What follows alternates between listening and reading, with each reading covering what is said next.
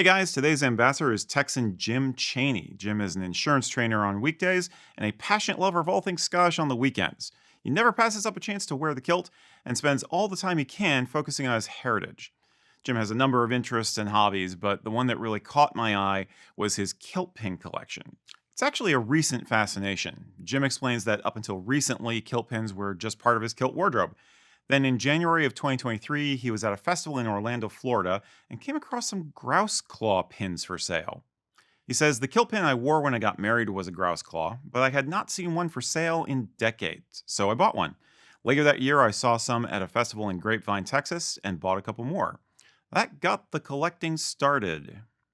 Well, at time of writing, Jim has 133 vintage and antique kilt pins, with a special emphasis on grouse claws. Oh, and he also has about 21 modern pins that he wore before he started collecting, and it got a little out of hand. Most of Jim's finds come from Etsy or eBay and are part of estate sales. Jim started out by focusing on grouse claws, of course, but the more he learned, the more he was drawn to older pieces from the early 20th century or the 19th century. Now he's entirely focused on Victorian-era specimens. So how can you tell a pin is that old?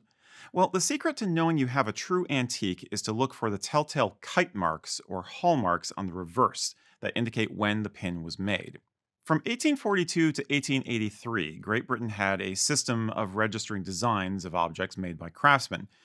Jim says it's basically kind of like a modern patent number. The kite mark is a triangle with a circle at the top. The mark does not tell you when the pin was made, but it does tell you when the design was registered. So here's an example. The number in the circle is the class or type of material, with 1 being metal. The W at the bottom is March. The 23 at the top is the day of the month, and the U on the right is the year 1874. So that design was registered on March 23rd, 1874, and the pin was made sometime after that date. Since they stopped using this system in 1883, it's a pretty safe bet that a piece with a kite mark was most likely made in the mid to late 19th century. Kite marks won't indicate if a pin is sterling silver, but it's usually a strong likelihood. Wondering which pin is Jim's favorite? Me too. Of course, he said you can't choose a favorite child, but, well, it's this one.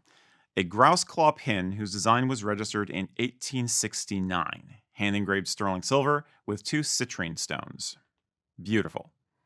Thank you, Jim, for sharing your passion and a sneak peek of that amazing collection.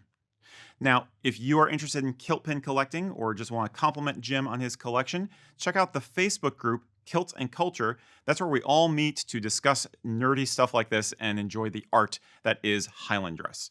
Thank you for watching. So, here's to him. That's quite a face. Jim, thank you for sharing that. Yes. That got me more Bequeath psyched. us. The last thing I need is another hobby, frankly. But we just saw the tip of the iceberg of his stuff, and it's amazing. And I had no idea about the kite marks before my conversations with him. So it's super cool. It's super fascinating. Some of those designs are just, you do not expect them. Yeah, it's like I've seen stuff like that show up in thrift stores or something, and I swear it's like some costume jewelry from the 60s or 50s, and it's like now I'm realizing, holy crap, I may have just seen a real kilt pin from the turn of the century or something, and I didn't even know it. Yeah.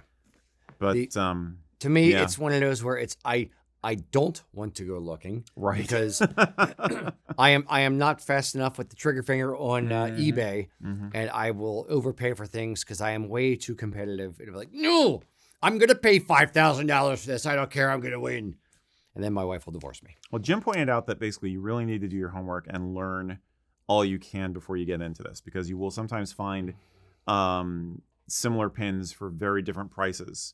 And you got to be able to tell if it's like, did they not know what they have in the one case, or do they do know what they have, but they're, and you got to suss it out. It's a detective game, just with the visuals. So, yep. Just like anyone who enjoys old stuff like that, you have to know all the details to know what you're looking at. And I would be remiss if I did not give a toast to Frank Fritz from American Pickers, who just died recently. So, yes, Frank Fritz. Good guy. Loved his oil cans. He knew a lot of stuff. Okay.